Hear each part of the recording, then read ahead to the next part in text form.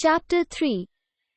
On the occasion of our child's 3rd birthday, my father wrote to say that he would advance me money to buy a house in Malgudi or to build one. He did not think it was very wise to go on living in a rented house. This offer made us very happy. I and my wife sat down and carried on endless discussions to decide which would be better, whether a built house or a site on which to build. A room all for myself where I can sit and spin out great poetry, I said. Well, some place where you can be free from my presence? She asked. Why don't you be plain? No, I replied awkwardly. I'm not eager to thrust my company on you either, she said. I am as eager to have a separate room. In that case, I don't want one, I replied. Why should both of us have separate rooms? Are you fighting? The little one asked, gazing at us bewildered. You are always scolding, mother, she said, looking at me, and I felt unhappy at this thrust. We agreed to go out on the following Sunday morning to Lawley Extension to choose a house or a site. We were up with the dawn. The old cook had gone out to see a relation on the previous evening. I had to light the fire and boil the water for coffee while Sushila bathed, dressed, and prepared herself for the outing. As I sat struggling with smoke in my eyes and nostrils, she appeared at the kitchen doorway, like a vision, clad in her indigo sari, and hair gleaming and jasmine covered. I looked at her indigo sari and smiled to myself. She noticed it and asked, Why that? Nothing, I said with a cold damp in my nose. My voice was thick. What is wrong with this sari? It is as good as another, she said. Yes, I replied. That is why I say you should use it more sparingly, otherwise you will wear it out. Her eyes sparkled with joy. She spread the fragrance of jasmine more than ever. The divine creature, I reflected within myself, looking at her tall, slim figure. She was a phantom of delight. When first she gleamed upon my sight, my mind unconsciously quoted the habit of an English teacher. The water reached boiling point and was lifting and throwing down the lid. All around the kitchen lay scattered faggots and burnt matchsticks and coal. Smoke still hung in the air. I smelled the coffee powder. 5 spoons of powder and 2 tumblers of water. Am I right? I asked. She suddenly pushed me aside and said, Now, get ready. Let us be off. I will attend to this. I went away, and returned in half an hour ready and dressed. She gave me coffee. The maidservant had come. Sushila placed a tumbler of milk on a teapot outside and told the servant, Give this to the baby when she wakes up. Make her drink off the whole of it. Keep her engaged till the old lady returns. She will be back at about 8. Tell her that I will bring her fine toys and biscuits. She threw a look at the sleeping baby, drew a blanket over her, and said, Sit by her side, so that when she wakes up she may not cry. As we stepped out of the house, she said, I hope the child won't cry. Don't keep bothering about her. She will be all right. You will be spoiling her if you bother so much. She must learn to exist by herself. My wife merely smiled at me. I'm confident that the old woman will keep her happy, but she must come back in time. A fresh morning breeze blew. I took in a deep breath and said, Do you know how I used to love the early morning walk along the river when I was in the hostel? There is a magic in the atmosphere. I was highly elated. The fresh sun, morning light, the breeze, and my wife's presence, who looked so lovely, even an unearthly liveliness, her tall form, dusky complexion, and the small diamond ear rings. Jasmine. I will call you Jasmine, hereafter, I said. I've long waited to tell you that. Remember, we are in a public road and don't start any of your pranks here, she warned, throwing at me a laughing glance. Her eyes always laughed. There was a perpetual smile in her eyes. The soul laughs through the eyes. It is the body which laughs with lips. I remarked. What are you saying? She asked. Nothing, I replied. I hope you've not forgotten that we are in a public road. What I say is perfectly innocent, no harm even if repeated on a public platform. We were now in Market Road. Vehicles were moving about. The market was stirring into activity. People as they passed threw a glance at us. Some students saluted me. I said, "My boys, good fellows." "Must be, because they salute you," she said. We were now passing before Bombay Ananda Bhavan, a restaurant. "Shall we go in?" she asked. I was only too delighted. I led her in. A number of persons were sitting in the dark hall over their morning coffee. There was a lot of din and clanging of vessels. Everybody turned and stared, the presence of a woman, particularly at that hour, being so very unusual. I felt rather shy. She went ahead, and stood in the middle of the hall not knowing where to go. A waiter appeared. "Here money," I hailed, knowing this boy, a youngster from Malabar, who had served me tiffin for several years now. I felt very proud of his acquaintance. Money said, "Family room upstairs, follow me." We followed him. There was a single room upstairs, with a wooden, marble-topped table and 4 chairs. The walls were lined as usual with fancy, colored tiles. "These marbles are so nice," my wife said, with simple joy, running her fingers over them. "How smooth." Do you know they are used only in bathrooms in civilized cities? They are called bathroom tiles. They are so nice, why should these be used only for bathrooms? Do you think those bathrooms are like ours?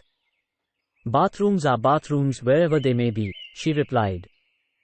No. A bathroom is very much unlike the smoke-ridden, wet, dripping bathing place we have. "I try to keep it as neat as possible, and yet you think it is not good," she remarked.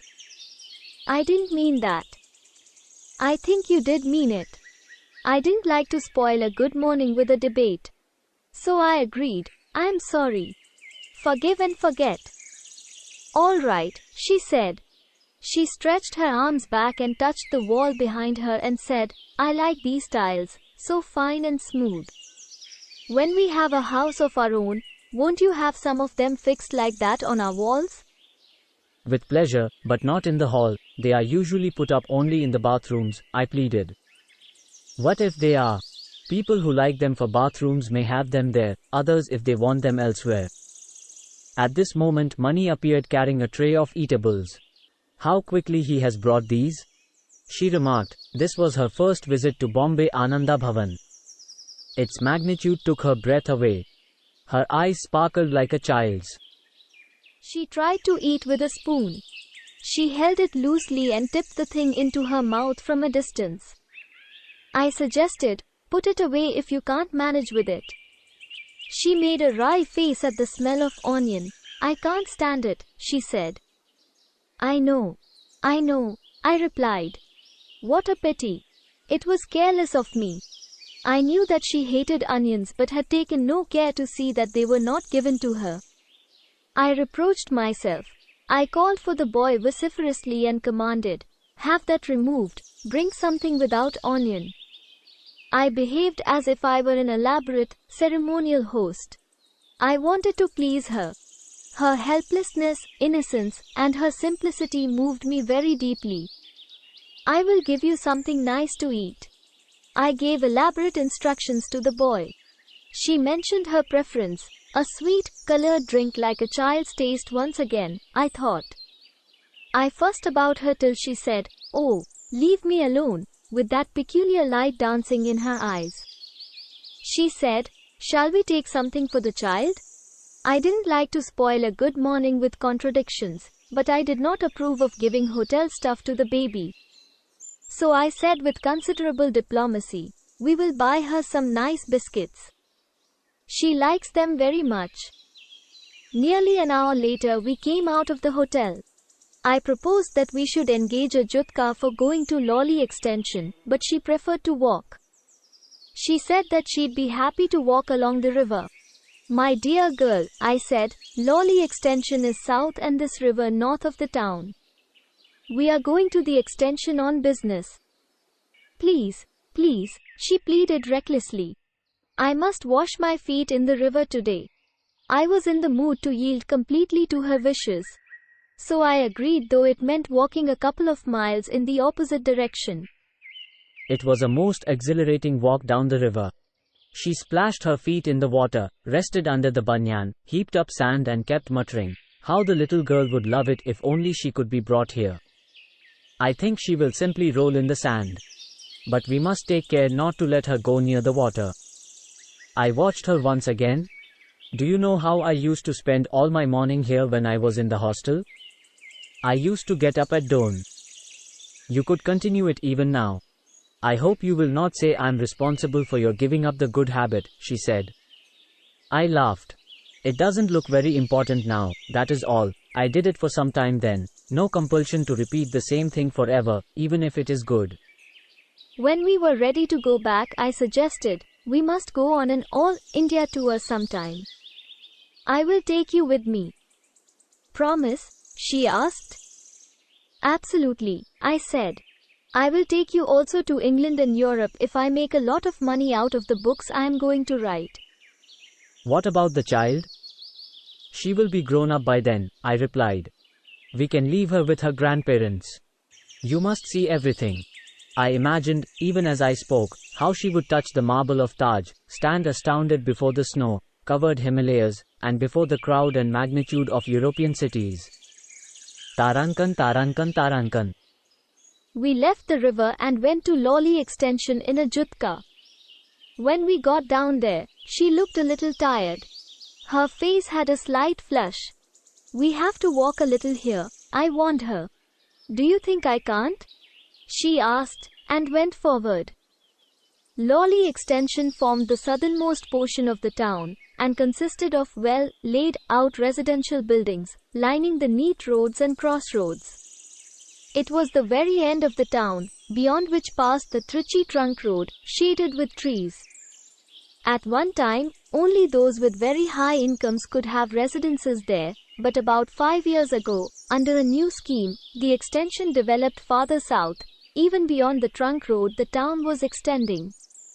There was a general scramble for these sites and houses, which received an uninterrupted southern breeze blowing across the fields, a most satisfactory outlook aesthetically, the cornfields, which were receding in the face of the buildings, waving in sunlight. I shall have to cycle up to the college, but it doesn't matter. We shall have a most enchanting view before us. We won't know that we are in a town. I became very enthusiastic. A friend of mine, Sastri of the logic section, had promised me his help in choosing a house. He was the moving spirit of this new extension, secretary of the Building and Acquisition Society, and a most energetic extender. No one could have believed that he had so much business capacity, his main occupation being logic. He was a marvelous man, a strange combination of things. At one end, undistributed middle, definition of knowledge, syllogisms, and at the other he had the spirit of a pioneer. His was the first building in the new extension, and then he got together a few persons and formed his company, which was chiefly responsible for the growth of this new extension.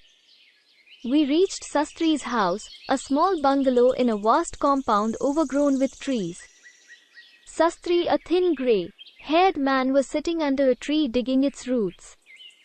"Hello, Sastri," I cried. "I am sorry I'm so late." "This lady is responsible for it," I said, pointing to my wife. Sastri came up, picking the mud off his hands. "So glad you have brought your wife. I hear lots of complaints that you don't bring her out," said Sastri. "Oh, there is a small child to be looked after," I replied. "You could bring her out too." "Oh, it is not so easy."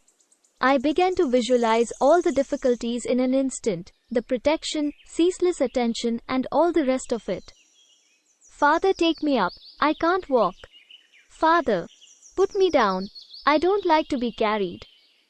I'm hungry, and I won't eat anything." "It is not so easy," I said. Why?" asked the logician. "You see," I began, but realized how utterly hopeless it would be to explain it all to him. This childless man would not understand the complications. I changed the subject. I hope you will take us to see some houses. Come up, we will discuss it. He took me in and seated me in the veranda, on a discolored rattan chair, which pricked my back. Sastri said, still interested in houses? Why don't you buy a site and build a good house? I have a beautiful site for you up there. Oh, I can't wait for all the bricks and mortar to take shape. I don't know anything of house building, too much bother. Leave it all to me, Sastri said. I will do it. He had taken upon himself this task for scores of people, and some uncharitable ones remarked that he made a better living out of it than as a logic lecturer. I've no patience to wait, my dear fellow, I pleaded. I can't stand all the nuisance. I want a house at the moment I think of it. Very well, I'll show you some. See how you like them. If you don't like any of them, you may just accept my other suggestion. He sent his servant to fetch the building contractor, a dark man, with a moustache, and a red vermilion hand. Sit down, Swami, can those houses be seen today? Sastri asked. Yes, I will send the boy to keep them open. He dispatched a boy. Sastri's wife had given us lemon squash to drink, and refreshed, Sushila started out once again with us. Sastri said, we will have to do a little walking. I hope the lady won't feel too fatigued. No, not at all. I can walk miles, Sushila replied. I was walking on between Sastri and the contractor, who were full of house-building talk. A little later I turned and noticed that Sushila had fallen back, unable to keep pace with us. I stopped and joined her. Standing beside her, I felt like calling her, Jasmine, once again. I whispered, we are going to see some very nice houses. Are you pleased? Yes. You must tell me which of them you like best. Yes, she replied. I whispered, don't worry about the child, she will be quite happy. If she starts crying for some reason or other, no one can stop her. The old lady will not be able to manage, she said. Oh, don't imagine all those things, I pleaded. I lowered my voice still further and said, Jasmine. She suppressed a smile that came on her lips, her eyes flashed a mild reproof. We came before a row of very small houses, each with a very narrow suffocating veranda, and a front garden, half a dozen monotonously alike. Do you like this pattern? Sastri asked me. I looked at my wife. She said, the child will lose her way not knowing which is her house, they are all alike.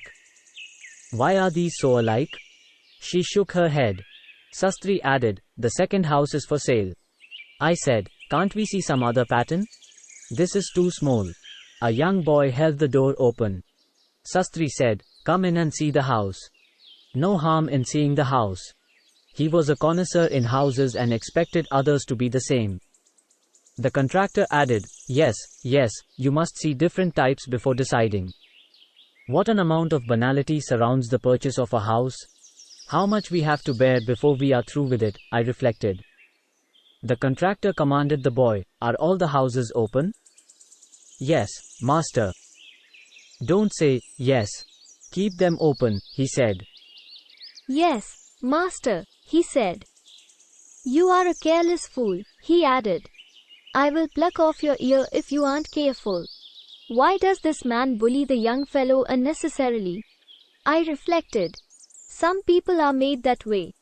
Perhaps, if a census on this subject were taken, 10,000 persons would be found to be bullying 10,000 others every minute all over the world. I wanted the boy to be saved further persecution and so asked the contractor, what is the width of this veranda? 44 inches. Sastri asked, what do you think of it? I don't like it. It is no use having such a small house, I replied. But the price? Sastri said with a knowing smile. The best at 1,200. Oh, Sastri, how did this house, salesmanship get into your blood, instead of logic? I reflected. At last we came to a house which seemed attractive. It had a wide compound, broad windows, and a general appearance of spaciousness and taste. All the doors and the walls looked fresh with paint. As we turned the street, Sushila saw the contractor's boy standing at the gate and asked with a great thrill, "Is that also ours?" It was very attractive with 2 jasmine creepers trained over an arch on the gateway. It was full of flowers. The gates moved on silent hinges. As we were about to go under the arch, I lightly touched her arm and pointed at the jasmine creeper. I told the contractor, "I would love to call this the Jasmine Home. Its perfume greets us even as we enter." The contractor was pleased. "I hope you will like it inside too," he said. A few steps led up to the veranda, a fairly deep and cool veranda, with a short parapet. Sushila sat on the parapet. I sat beside her and said, "Someone with taste has planned it." Sastri looked greatly pleased that a house of his selection had received such approval. The main door was opened, and we inspected the house room by room. A hall, 4 rooms, in addition to the kitchen, a pleasing light blue paint on all the walls inside the house. Sushila and I were thrilled. We went away by ourselves, lingered in every room, and visualized ourselves as its future occupants. "What's the price?" she asked. "Must be within our figure, otherwise they would not have brought us here. Plenty of space for the child to play. She can simply run about just as she likes. Those parapets on the veranda are a good idea to prevent her from falling off." There is plenty of space for guests too. The grandparents may also come and stay with us quite comfortably. The small room in the front veranda will be my study. I shall write immense quantities of poetry when I settle here, I think. Sometime my mother must come and stay with us, she said. She has always blamed us for living in a rented house. She will be very happy, I am sure. You must also have the room next to mine as all your own. If you like, I will have colored marble tiles fitted along the walls. "So that you may call it the bathroom, I suppose," she remarked. We joined the other 2 sitting on the veranda and discussed the price and other details. It was occupied only for 3 months after it was built and changed hands. "Why?" I asked, trying to appear as a man of great business wisdom. Sastri replied, looking serious, "I've not inquired. Have you any idea?" The contractor said, "I built the house for the gentleman, and the family went away and settled in Madras. Rich people don't usually mind these things." I hope it has a clear reputation, Sastri said. Of course, without doubt, replied the contractor. This is at the end of the town, that is the chief reason. It was a fact. It was really the very last house, in the last crossroad of the new extension. Fields of corn stretched away in front of the house, and far beyond it, a cluster of huts of the next village, and beyond it all stood up the blue outlines of Mempi Mountains. It was a lovely prospect. I stood looking at it and said, "A magnificent view, only a buffalo could be insensible to it." "Is this a mosquito-ridden place?" I asked. "Some parts of the year. The best thing to do is to sleep under a net." "I feel suffocated under a mosquito net." "I prefer a mosquito bite," Sastri said. The contractor said, "I am 65 years old and I have never been under a mosquito net. I've never had malaria even once." "Really?" Sastri asked, greatly impressed. "A fact. You ask my old mother if you like," replied the contractor. "I think all this stuff about mosquitoes is nonsense. As if there were no mosquitoes in the days of our grandfathers." Sushila found the talk boring. "I'll go and have a look round the compound," she said. I got up. Sushila replied, "No, you needn't come. I'll just see the compound and backyard, and return." She started out. I followed her a few paces. "Why do you want to go?" I asked. "Shall I follow you?" "Oh, won't you let me alone even for a few minutes?"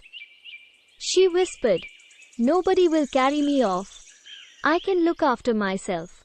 She went away. I returned to my friends and continued our talk. I promised to write to my father and complete the transaction at an early date. They fixed the coming Wednesday as a date for further discussions. I took Sastri aside and requested him to settle the price favorably. "Leave it to me. I will cut down at least 500, Sastri assured me. My mind was in a whirl. I was already tremendously excited. We must move in within a month, if possible, I reflected. Half an hour passed. What is Sushila doing with herself so long? I thought. I jumped down, saying, "Wait a minute, please," and ran round to the backyard. I noticed as I went along what a lot of space there was for making a small manageable garden. The fertility of the surrounding fields had affected this place too, and there was a growth of pleasant green grass and one or two uncared for bushes of lucas which put forth small, whitish flowers. This poor plant is the first to be removed whenever a garden is made, because it grows naturally, but I shall make a point of preserving it. I stooped and plucked a flower. I wondered what ideas Sushila had for the garden, and decided that the bulk of it should be left to her care and management. I am sure she is thinking of a very grand kitchen garden in the backyard. I told myself. I went on to the backyard, where a few young coconut trees threw a sparse shade around. Sushila was not to be seen. I looked for her and called, "Sushila! Sushila!" She answered from somewhere. I called again, and she cried, "Push the door open." I can't open it from this side. I found that her voice came from the other side of a green, painted lavatory door. I gave it a kick and it flew open. Out she came, red and trembling. I looked at her and felt disturbed. What were you doing here?" I asked. She was panting with excitement. She was still shivering. I seated her on a stone slab nearby. "What is the matter? What is the matter?" I went in there. The door was so bright and I thought it'd be clean inside, but oh. She screwed up her face and I shuddered, unable to bear the disgust that came with recollection. I felt agitated. "Why did you go there?" I cried. She didn't answer. It was a sad anti-climax to a very pleasing morning. I looked at her feet. "You went in barefoot?" She nodded. "Where are your sandals?" "I forgot them at home." I shook my head in despair. "I have told you 100 times not to come out barefoot." And yet, she merely looked at me without replying. Her face was beaded with perspiration. Her cheeks were flushed. She was still trembling. I melted at the sight of it. "Oh, darling, why did you go there?" "The door was so bright," she replied softly. "I thought it'd be clean inside too, but I couldn't come out after I went in. The door shut by itself with a bang. I thought something terrible had happened.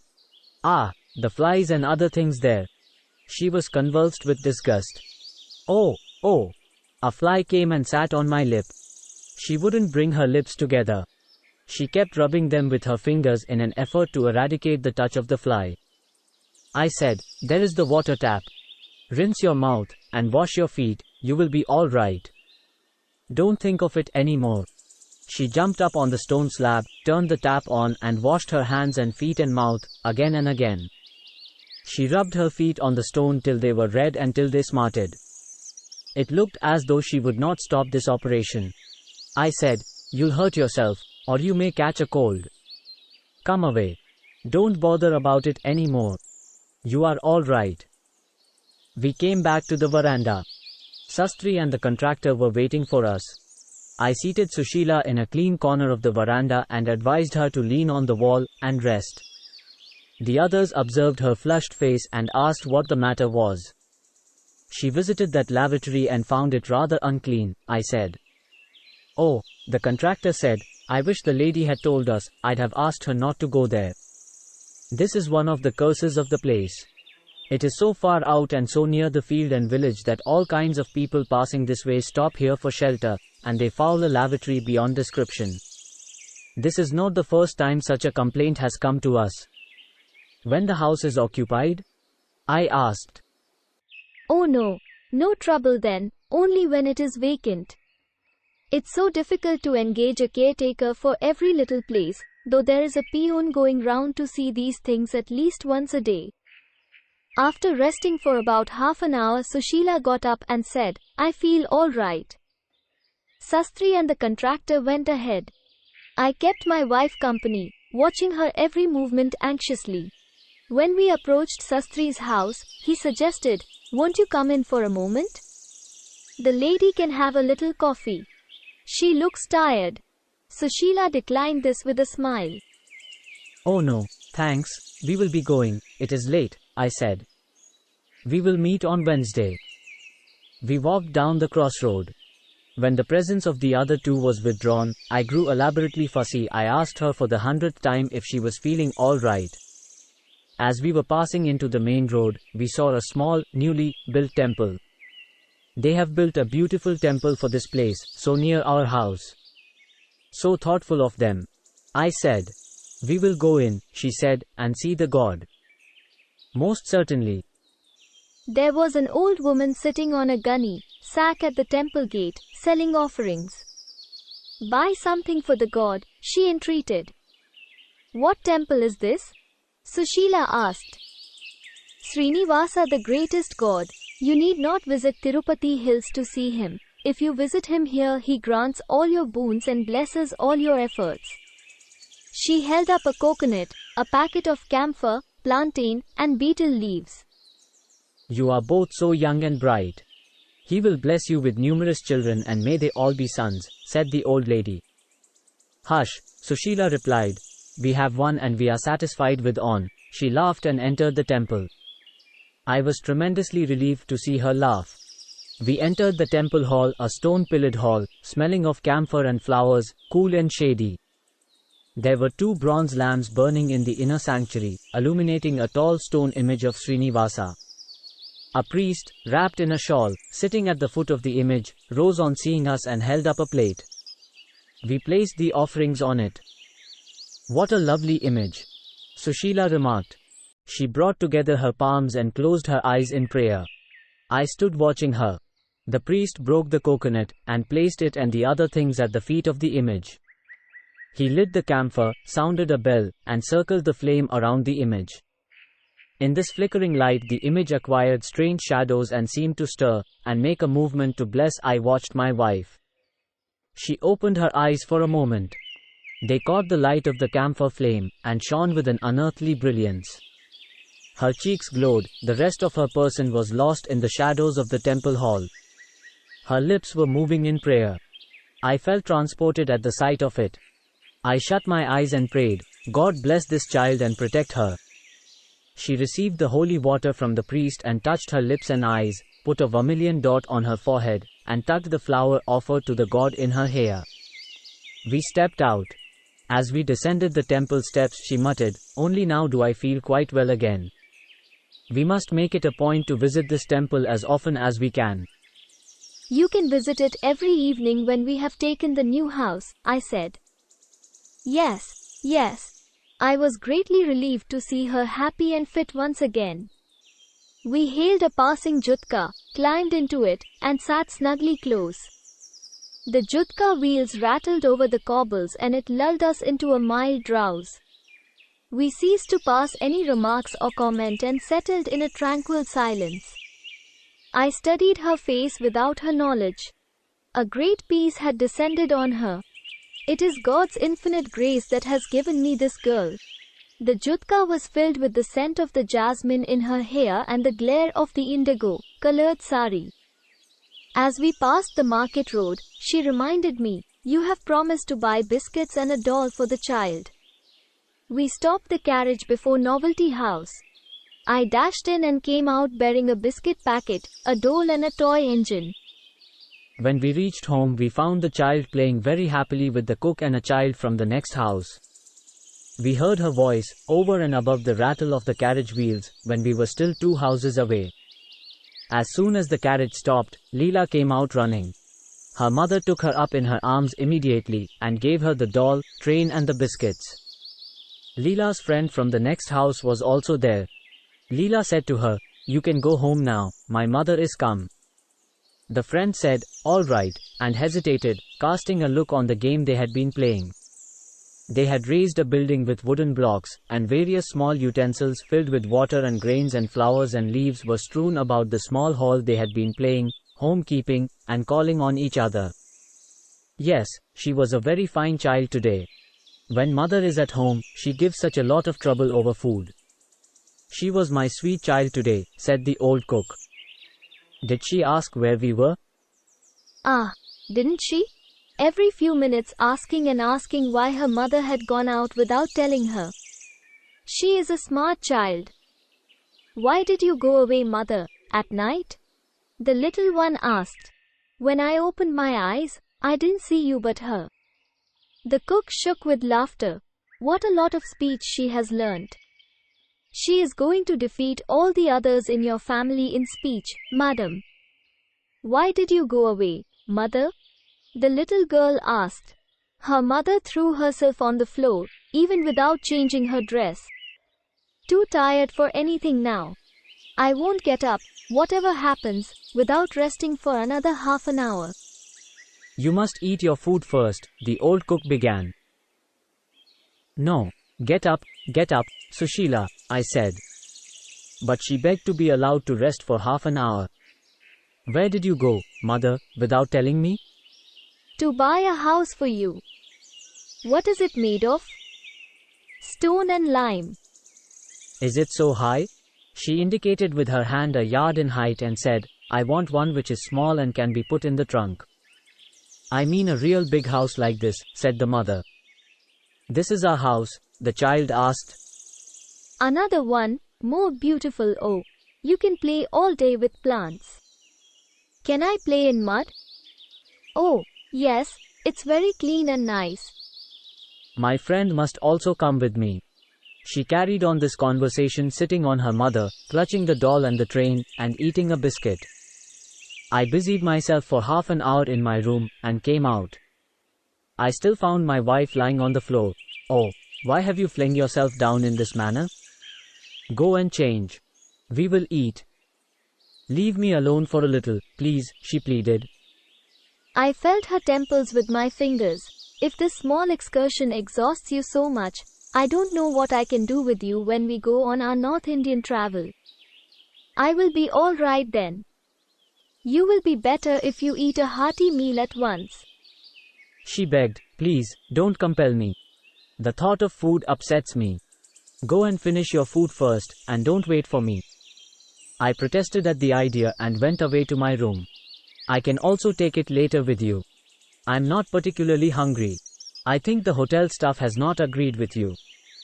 The child snuggled close to her mother and clung to her neck. I said, don't trouble your mother. I'm not troubling her. I'm making her headache go, replied the child.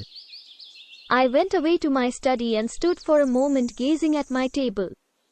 My wife had given up all attempts at tidying up my room, and it had lapsed into the natural state of my hostel days.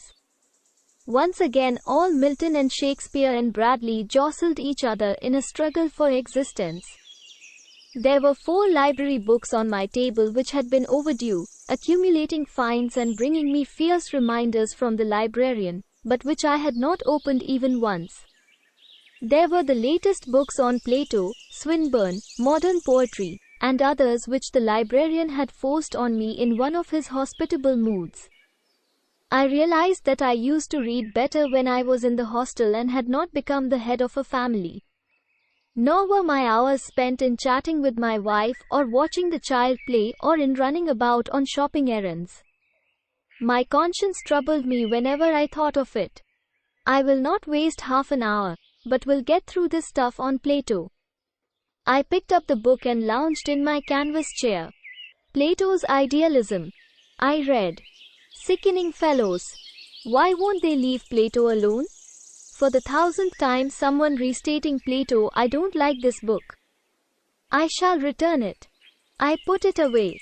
The other book too I found unreadable. I found that I had spent half an hour in these attempted studies. I put away the books. I leaned back in my chair, hoping I should be called. There was no sound in the house. I got up and went to the hall. I saw the mother and the child fast asleep where they lay. My first impulse was to waken Sushila.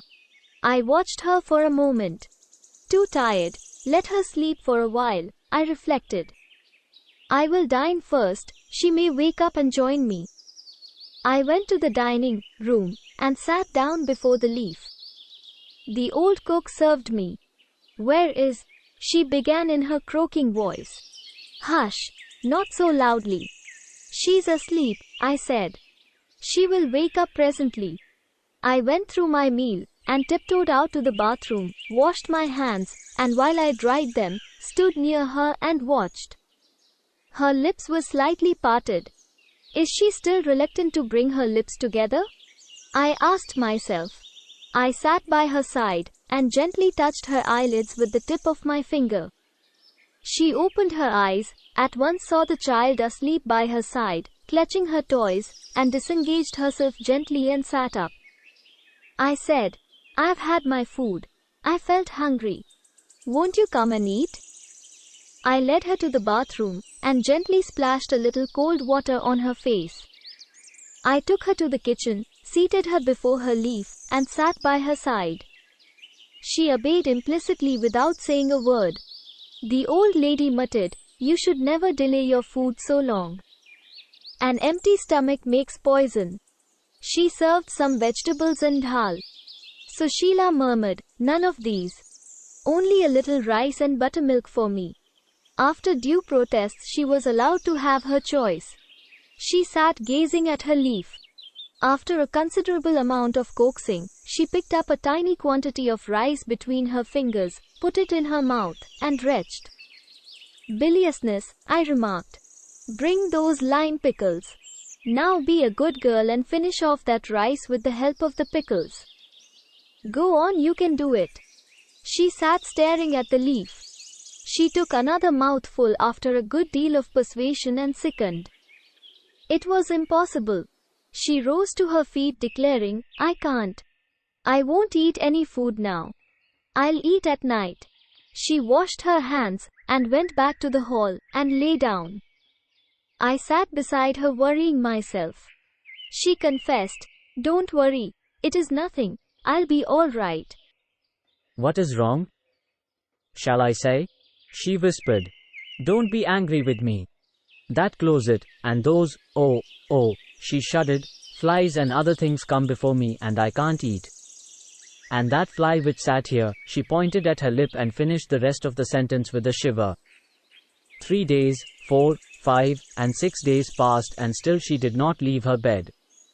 It was difficult for her to swallow any food or medicine, although she was doing everything in her power to forget the picture of that closet. Luckily for me, the college was closed and I could spend much of my time with the child, who looked forlorn ever since her mother took to bed.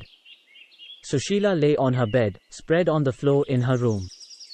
The grey, wine, patterned bed, spread, green shawl, and that girl lying with her face to the wall, hardly awake for 2 hours in a day, it shattered my peace. The old cook was very unhappy. Please call a doctor, she suggested. It hadn't seemed to me necessary. Moreover, my wife was definitely against showing herself to a doctor. I told the cook, she won't allow any doctor to see her. The cook made a gesture of despair. Oh, you young man. Is this the time to consult her wishes? Her question stirred vague fears in me. So I asked haughtily, what is wrong with the time? It is quite a good time, take it from me. She ignored my petulance and said, she has been in bed for 5 or 6 days, what have you done? I have given her medicine. That's not enough, you must ask a doctor to see her. I know my duty, I replied and went away. I sat by my wife and watched her. It was morning, and she looked fairly well. Can you take any solid food today? I asked solicitously. No, some milk and gruel will do for me. I will call a doctor to see you, I said. No, please. I don't like doctors, she pleaded. They press the stomach, and here and there, and it hurts. The press given by the doctor before Leela was born still pains. Don't be absurd. You talk like a baby. She merely looked at me. Her lips were dry. Where is the child? She asked. She was playing in the next house. Bring her down. I will comb her hair and change her dress. Don't exert yourself. No, no, I can do it. If I don't, who will do it? She asked. I went over to the next house. Leela was heaping wet sand on their front step and sticking twigs and flowers on its top. This is our temple, she said. The god was a piece of stone embedded in the mud. She reverently prostrated herself before it. She is the temple man, she pointed to her friend. She does the puja. Her friend came up with a piece of coconut, a castor seed, and flowers, grass tufts, and offered them to me. I said to Leela, your mother wants you. She brightened. Has her fever gone? She asked, and clutched my hand and ran down with me, leaving the temple and the priest behind. Her mother sat up. Her hair was disheveled, and seemed to be all in a knotted mass. Her lips were dry. She still wore the sari she had put on the day she came out with me. All the same, I felt joyous. She was able to sit up after all these days. Try and change your dress today, I said. She sent out the child to fetch the coconut oil bottle and the comb from the cupboard in the dining hall. The child returned hugging the bottle, put it down, and ran out a second time to bring the comb, and sat down before her mother.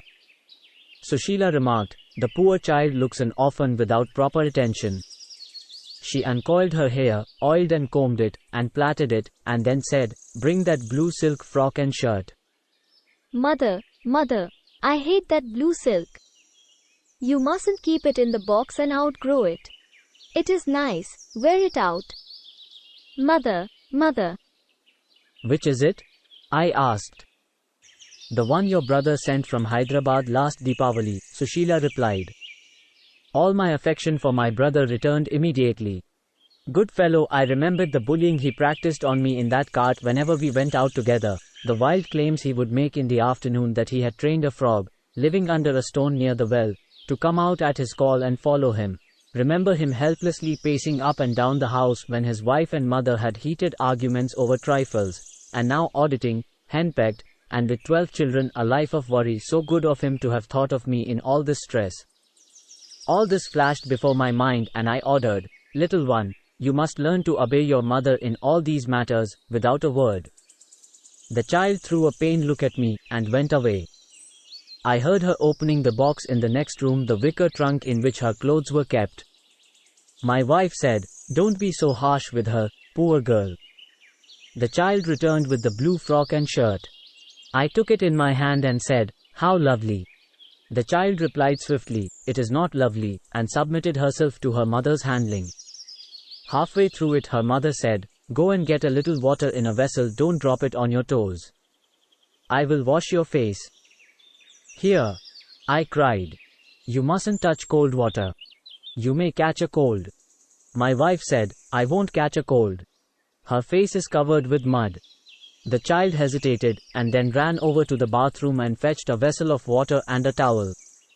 Her mother rubbed off the mud patches with a wet towel, put a vermilion dot on her forehead, powdered her cheeks, and dressed her in new clothes. Leela looked resplendent. Am I all right, father? She asked. I took her in my arms.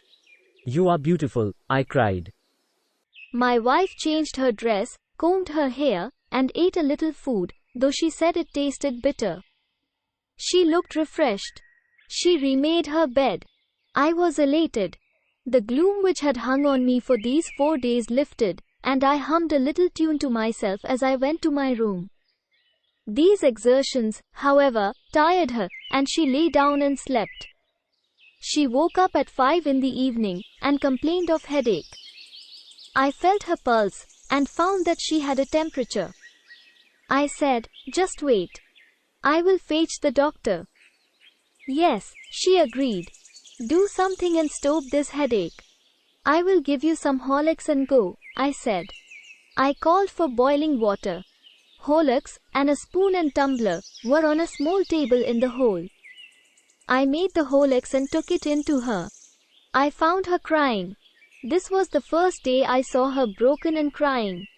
Oh, you are hungry, I cried. I tried to make her drink the Horlicks, but it was at boiling point and wouldn't cool down easily. She lay with her face towards the wall and tears made a wet track all over her face. I lost my head. The cook stood by and advised, "Give her food first. She is hungry, that is all, that is all."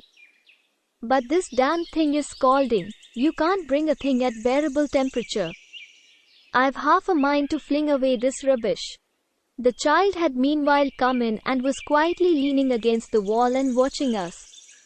The cook was averse to seeing her there, and kept muttering, "Come away, baby," till I, trying to cool the milk with one hand, and comforting my wife with the other, shouted at her to leave the child alone. Meanwhile my wife's sobbing increased. "Control yourself, child," I said. "Take this, you will be all right." After all the drink cooled, and she drank it, and smiled at me, I felt relieved. I sat down and caressed her forehead and asked, "Do you feel all right now?" "I will fetch the doctor." Dr. Shankar of Krishna Medical Hall had been introduced to me by Rangappa, who swore by him.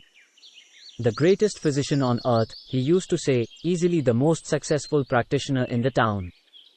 Krishna Medical Hall was in Market Road, and it was a mile's walk from my house. I enjoyed this outing. It suddenly relieved the stress and gloom of the last few days. I met one or two people, and spent a little time in conversation on the way, purchased a packet of cigarettes and smoked. All this seemed to restore the old glow of life, its peace and tranquility. The doctor was away. His seat at the central table was vacant, but all around the benches and chairs were filled with patients and patients' relatives waiting for the doctor. An accountant and a clerk sat next to each other at the entrance, poring over leather-bound ledgers and making entries. "Be seated, please, the doctor will be in presently," said the clerk. I felt gratified by the warmth of his welcome and the smile he bestowed on me. I sat in a chair and looked about. The walls were lined with glass shelves loaded with the panacea that drug manufacturers invent: attractive boxes, cellophane wrappings. The days of bitter drugs were gone. All medicines were good to the taste and even to see. Piles and piles of sterilized cotton in blue packing reached the ceiling. How do these people know where they've got the things they want, and when do they take it? I wondered. The walls were decorated with placards containing colored pictures of beauties and beasts and skeletons and rosy-cheeked children, benefited by one cellophane-covered nectar or another. From an ante-chamber issued voices of women and cries of children. Somewhere else a dispenser was jingling his glasses. He came out presently, a business-like man wearing silk trousers, in shirt, sleeves and apron. He held up a bottle wrapped in brown paper. "Who is Kesav?" "It is for me," said a feeble man wrapped in a shawl with a woolen muffler over his ears. The dispenser handed him the bottle with the brief remark, 3 doses before meals, and went in. This sufferer had some further question to ask, and opened his mouth to say something, but the dispenser was gone. The man clutched his bottle and looked about helplessly, turned to the clerk and asked, "Can I take buttermilk?" "Yes," replied the clerk. "Should I take this immediately after or a few minutes before food?" "Say 5 minutes before food," replied the clerk and added, 6 annas, please." The patient put down the change with a sad look, still feeling that he hadn't received his money's worth of doctor's advice. He hesitated, looked about and said, "I would like to ask the doctor himself." "You need not see him till you have taken this mixture for 3 more days. I will tell him how you are." The patient felt grateful. "Please don't forget to say that the pain on the left side still persists." "Yes, yes," replied the clerk, who seemed to be half a doctor. He scattered advice and suggestions liberally. He even examined throats, and suggested remedies for headache. A car stopped, and there was an agitation in the gathering. The doctor had arrived. Everybody pressed forward to receive him. He looked like a film star being mobbed by admirers. He waved his hand, smiled, and gently pressed all his admirers back to their seats. His assistant placed some slips of papers and bottles before him and the doctor got down to work. He read out the names on the slips and bottles one by one, examined a throat here, tapped a chest there, listened into the murmurs of hearts through a tube, and wrote prescriptions at feverish speed. Here he whispered into an ear something private, and there pushed someone into a private room and came out wiping his hand on a towel. He might have been a great machine dispensing health, welfare and happiness.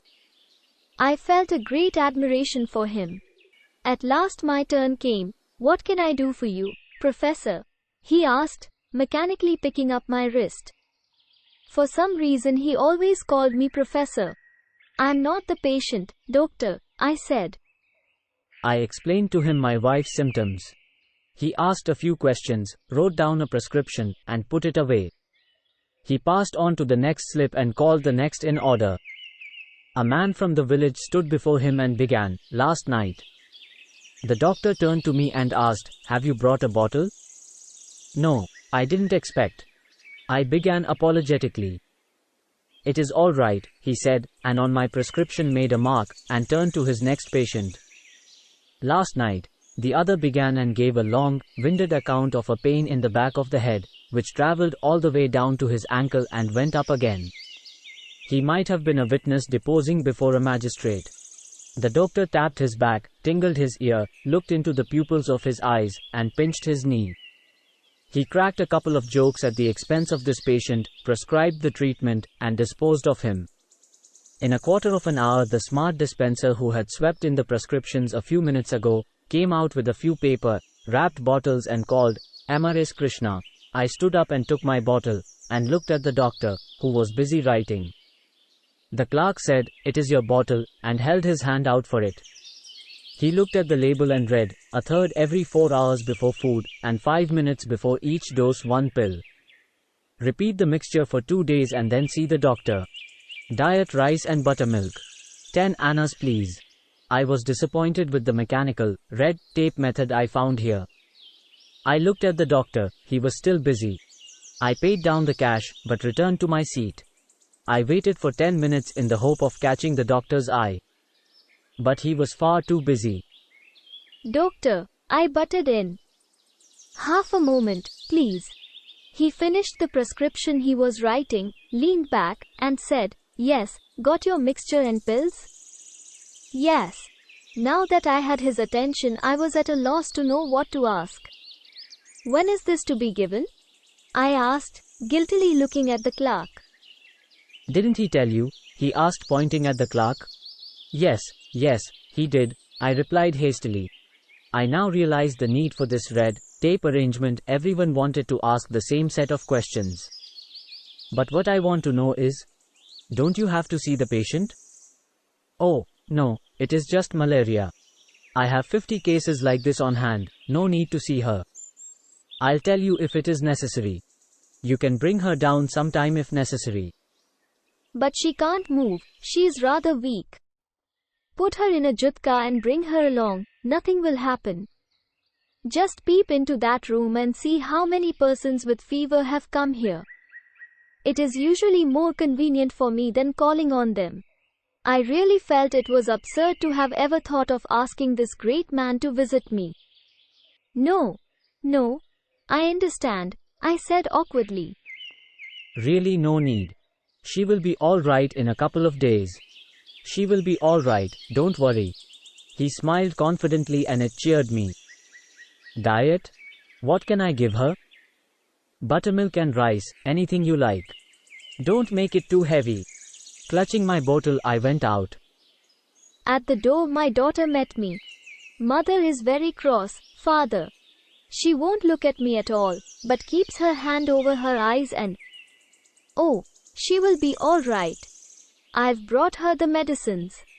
My wife looked at me and asked, "Why've you taken such a long time to get back?" She was still moaning with headache. "The old lady is cooking and the baby has no one to be with." On hearing my voice, the old lady came out of the kitchen. She was overjoyed to see the medicine. I pray to the Lord of the 7 hills that this medicine may put her on her feet again. I am longing to see her moving about the house. What food is to be given? "Buttermilk and rice." She threw up her hands in horror. I have never heard of buttermilk being given for fever. Never mind. The doctor knows better. The days are gone when buttermilk was dreaded, I said haughtily. Next day I went to the doctor, reported the patient's condition, and took home the mixture and pills, and then again the next day, and the next. It was becoming difficult to make Sushila swallow the pills. It agitated her poor heart so much that she felt suffocated and perspiration left her prostrate. One night she perspired so much that she lay in a faint, and could communicate only by feeble signs. I gave her something hot to drink, and nursed her, but this condition frightened me. It was 2 o'clock at night. Her feet were cold. I told the doctor about it when I met him next at his dispensary. He muttered something about idiosyncrasy and declared, "But we can't stop this pill now. It is the latest anti-malarial compound. It must be effective. It's bound to depress the heart a bit, but don't worry about it. She will be very well again. Don't stop the pills on any account." She swallowed the medicine and pills for about a week more. The temperature did not go down. I went to the doctor's house and begged him to visit us. He dressed and came along. Usually it is unnecessary. All these cases are alike. But I'll do it for your sake, Professor. He drove down with me by his side to our house. He was most amiable and leisurely, an entirely different man outside the dispensary. He played with my child and gave her a ride on his shoulder, examined all the books on my table, proved to be a great book lover and student of philosophy, and was delighted that we had similar tastes. He was overjoyed to hear that I also wrote. He had great reverence, he said, for authors as a class. He appreciated 1 or 2 pictures I'd hung on the wall. All this established such a harmony between us that when he came to examine my wife he seemed an old friend rather than the medical automaton of Krishna dispensary. He took half an hour to examine the patient and declared at the end of it, "Nothing to worry about." My wife asked him, "When can I move about again?" "Very soon. But all your life you will be moving about the house doing this and that. Why should you grumble at staying a little while in bed now? Many people take it as an opportunity for a holiday." He then narrated his experience at a house, he'd not mention names, where a daughter-in-law fell ill and was in bed for 2 weeks or so, and put on weight. Her husband came to him privately and said, "Doctor, please keep her in bed for a fortnight more. It is almost her only chance of being free from the harassment of her mother-in-law." On hearing this story, Sushila laughed so much that her face became red and she broke into sweat. He counted her pulse and said, "She is already shaking off her temperature. That is a good sign. She will be absolutely well again in a couple of days unless she wishes to stay in bed like that daughter-in-law," and he winked at me. "Take the medicine and pills, madam," he said and went away. He radiated health and cheer. Sushila and I felt more confident and happy after this visit. So that when the child came from the next house she asked, "Is mother all right?" The doctor's presence was so beneficial that I requested him to visit her at least once a day. He was very obliging. It was quite a thrill for us to hear the sound of his car every day. We gave him coffee and he stayed for over half an hour talking to us on various matters. In the evening I went to his shop to fetch the medicine. It went on for nearly a week more. Although his visit cheered us, it did not help the temperature to go down. It remained unaffected by all the drugs so far administered. One afternoon the doctor came in, removed his coat briskly, opened his bag, and took out his sterilizer, a syringe and other things. We had never seen him getting down to business in this manner before. "Will you allow me to take just a little blood, please?" he asked. At this my wife started crying. I pacified her. "It won't hurt, I assure you," said the doctor. "Give me a little blood and I will see what sort of fellow the mischief maker is and throw him out." "That's good, he said, drawing up and sealing. "Now we will know what stick to beat him with." I was asked to see him next morning at his dispensary. All night I kept awake. What is the blood test going to reveal? I kept asking myself over and over again. My wife asked, "Why is he taking the blood? Anything serious?" "Don't be absurd, it is nothing more than malaria. He has taken it only to see what kind of malaria it is. Anyway, why do you worry? He is a good doctor, he will cure you whatever it may be." I sat next to the doctor at his dispensary. He passed me a brown piece of paper with the stamp of the government hospital on it. I sent the blood for clinical test. This is the report. I looked at the brown sheet. Vidal test positive typhoid. My throat went dry on reading it. "Doctor, doctor," I cried. He was once again in his official seat, and so was an automaton. He said merely, "Don't worry. It is a mild attack. Take home a tin of glucose, barley and a bottle of lentil, it is a good disinfectant. I will drop in on my way home in the afternoon." I blabbered questions. He merely said, "Don't get so nervous. I attend a dozen typhoid cases every day, nothing to worry. Here, give this gentleman." He gave directions to the dispenser and passed on to other patients. I entered my house clutching a tin of glucose, some barley, a bottle of lentil, and broke the news. I said with affected cheerfulness, "It is a very mild attack.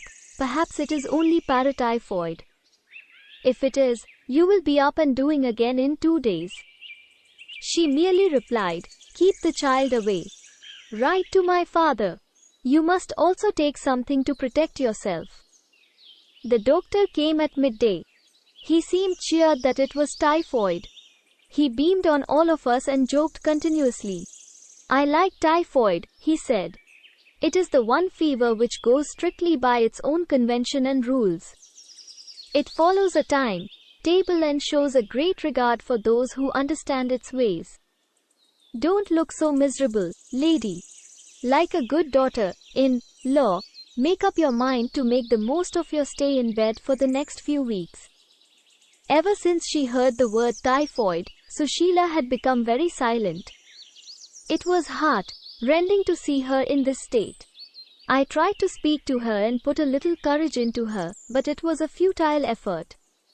She lay listening to my words with grim unresponsiveness. She felt now that the doctor deserved a remark and muttered, "I thought it was malaria." "Malaria," the doctor said. I was only dreading lest it should be malaria, the most erratic and temperamental thing on earth. I wouldn't trust it. But typhoid is the king among fevers, it is an aristocrat who observes the rules of the game. I'd rather trust a cobra than a green snake. You can depend upon the cobra to go its way if you understand its habits and moods. My wife's little room was converted into a sick ward. All the furniture and odds and ends in the room were removed to the hall, where they were dumped in a heap on the floor. I had the room neatly swept. I dragged in an old wooden cot which had been put away somewhere and spread on it the thickest mattress and bedclothes, neatly folded the shawl and kept it at the foot of the bed. I fetched a small table which I used for writing and put it in a corner of the room, spread a white cloth on it and arranged all the bottles and tins on it, the yellow label of the glucose tin, the green of the barley, the pleasing violet, colored label of lentil. They were ranged artistically and formed a striking pattern. I looked about me proudly. The doctor nodded his head with approval. And then I brought in another stool and put on it a basin of water with a few drops of lentil in it. It became a whitish solution and imparted a hospital aroma to the whole house. Whenever you touch the patient or her clothes, you must dip your hand in it, the best disinfectant on the market. There was a slight twinge at my heart at the new designation my wife was given, patient. She would no longer be known as a wife or mother or Sushila, but only as a patient. And all this precaution, was she an untouchable? It was a painful line of thinking, but I curbed it by much scientific argument within myself. Now I gently lifted her and helped her to reach her new bed. "See how nice," I said with great pride. "You will come out of it with a new life. All your old ailments will be gone. Even the pain at the waist you have been complaining of for so many days." The doctor was tremendously pleased with the arrangement. "It is the most attractive sick room I've ever come across. You won't get this comfort even in a special ward. I brought in a chair, put it beside the cot, and said, "See, this is where I shall be rooted. Plenty of glucose, barley water and mixture. And gentle lady, don't ask for lime pickles please. Temperature once in 4 hours, and note it down somewhere. It'll be nice to put up a chart on the wall. You have made it look so perfectly like a special ward." I seized on this suggestion with fervor and brought out a piece of paper and stuck it on the wall. I marked the date on it and her name. There was a morbid pleasure in this thoroughness. We were setting the stage for a royal illness from which she was going to emerge fresher, stronger. The doctor said before he left, "If my reckoning is correct, she is running her second week. So you have to spend less time in bed than you've already done." It was an exhilarating revelation. I stretched my mind further and further back in order to know if she had been ill longer than we counted. For practical purposes, let us count it from the day I attended. It leaves us with an outside limit of 11 or 12 days, said the doctor. "No, doctor, it can't be so much," I pleaded. I wanted it to be all my own way. The doctor ignored me and said, "I will see that her fever comes down in 11 days, and it is up to you to see that she doesn't have a relapse." "Oh, I will take great care. You may depend upon us." The following were days of iron routine. I had very little sleep all night. I got up at 6 o'clock in the morning and took her temperature. It was recorded once in 4 hours, starting with 6 a.m. and ending with 10 at night. It duly recorded 102 at the first count. As the day progressed, the mercury column rose step by step till it reached and passed 104. I watched the mercury column with a beating heart. When I pulled the thermometer out of its shining case, it was always with a fine hope that the fever was going to be mild. When I stuck it under her tongue and waited, it was like waiting for a verdict with prayer and trembling. And then taking it against the light and straining to catch its growth from 102 and 104 and the fractions it touched. I began to dread this instrument. It had something irrevocable, stern, like a judge on the bench. I always commented to myself, "Something wrong with this thermometer. Must break it and get another one." My wife asked, "What does it show?" And she was always told a degree or two less. And then the entry on the chart, always ranging between 102 and 104. My vision of a paradise was where all the entries would be confined between normal and 100. This was a world by itself, this sick room. The aspirations in this chamber were of a novel kind, different from what they were outside. The chief ambition here was to see a fall in the chart. The height of contentment was reached in observing perfect bodily functions, which at other times would pass unnoticed. The patient is hungry. Ah, very good. The patient likes her food. Excellent. The patient gives sensible answers. Marvelous. And so on and on. The depth of misery was touched when there was any deviation from these standards. The doctor came in twice a day and radiated good cheer. Absolutely normal course. No complications. A perfect typhoid run, he used to declare, make a few routine observations, and go away.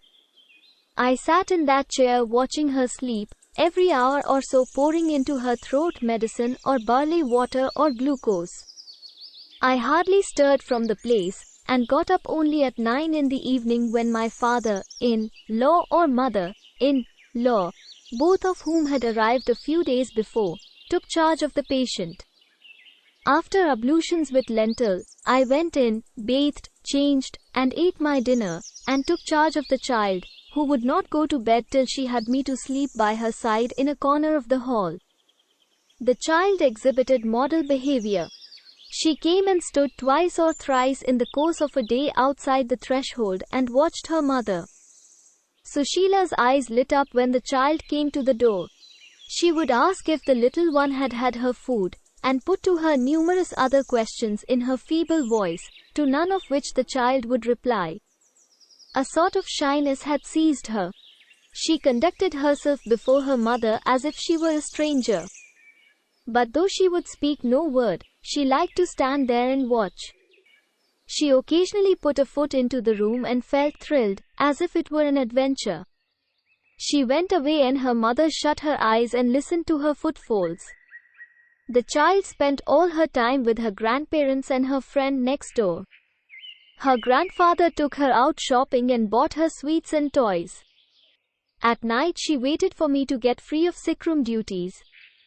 The moment I had sufficiently cleansed myself and warded off the poison, she hugged and clung to me, sat on my lap while I ate my dinner, and prattled away about all her day's activities.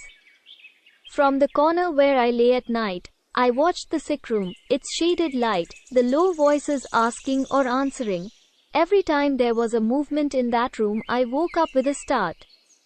Once or twice when she snored, I got into a panic and ran to her door, only to see her sleeping peacefully with one of her parents sitting up in the chair.